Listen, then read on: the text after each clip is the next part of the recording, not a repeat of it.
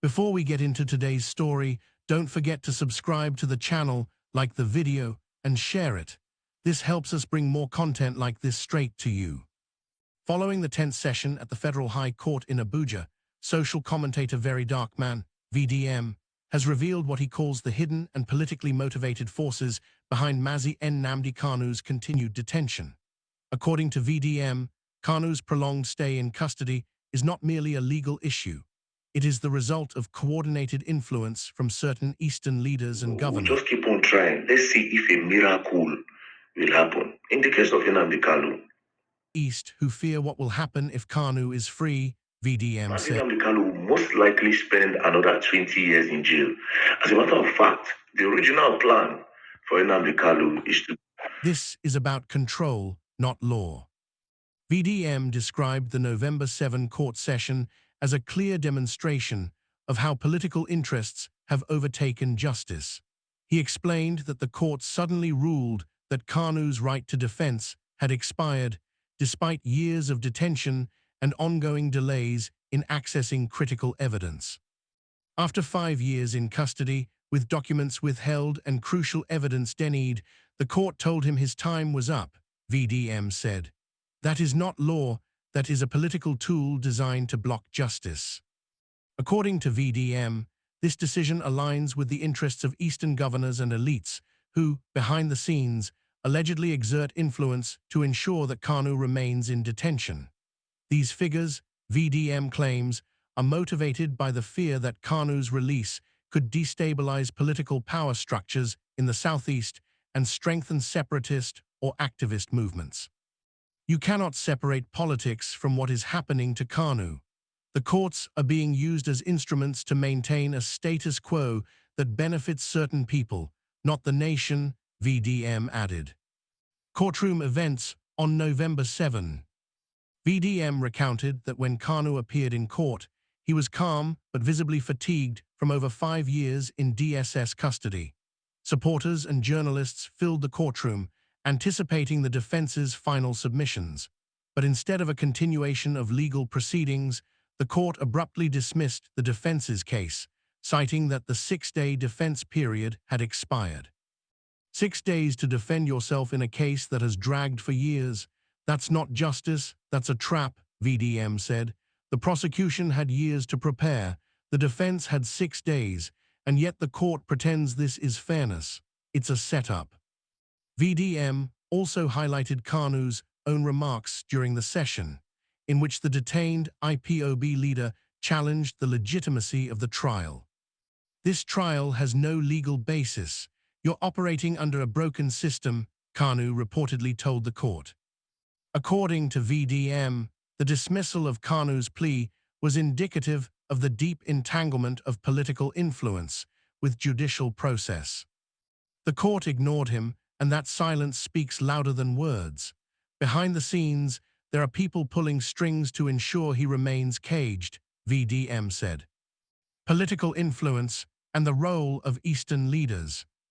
VDM explained that the Eastern governors and certain regional elites have a vested interest in keeping Kanu detained.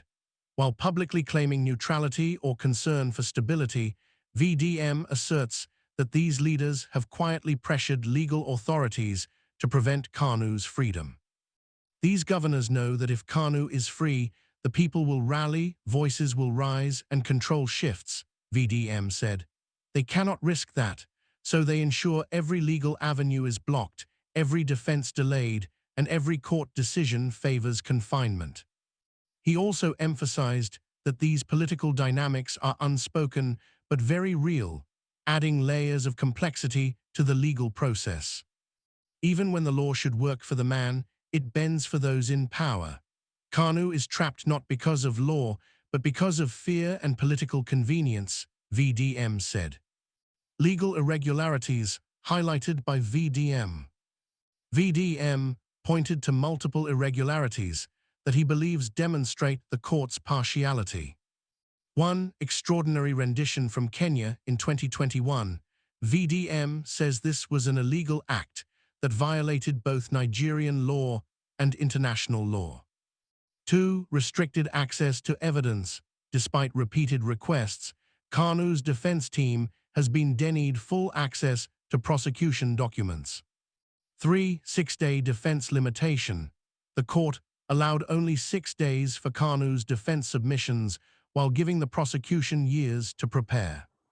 When you give the prosecution all the time in the world but restrict the defense, that is not law, that is oppression, VDM said. VDM described the entire legal process as a tool of manipulation, designed to wear down Kanu and silence his movement. The human cost. Beyond the courtroom, VDM emphasized the human toll of Kanu's prolonged detention. He reported that the IPOB leader's health is deteriorating and his morale has suffered significantly under DSS custody. This is not just a political game. Kanu is a human being. He smiles for his family, but the exhaustion is visible. Whether you support him or not, no man deserves to rot in jail without justice, VDM said. VDM's critique of the judiciary. VDM sharply criticized Nigeria's judiciary, describing it as increasingly serving power rather than law. The same courts that protect looters and corrupt officials are the same courts that cage Kanu. Yesterday showed this clearly. Justice is no longer blind, it looks only at who holds influence, he said. He warned that the precedent set by Kanu's detention has broader implications for Nigerians. If this can happen to him, it can happen to anyone. Today it is Kanu, tomorrow it could be you. When justice fails one man, it fails all. VDM's call to action.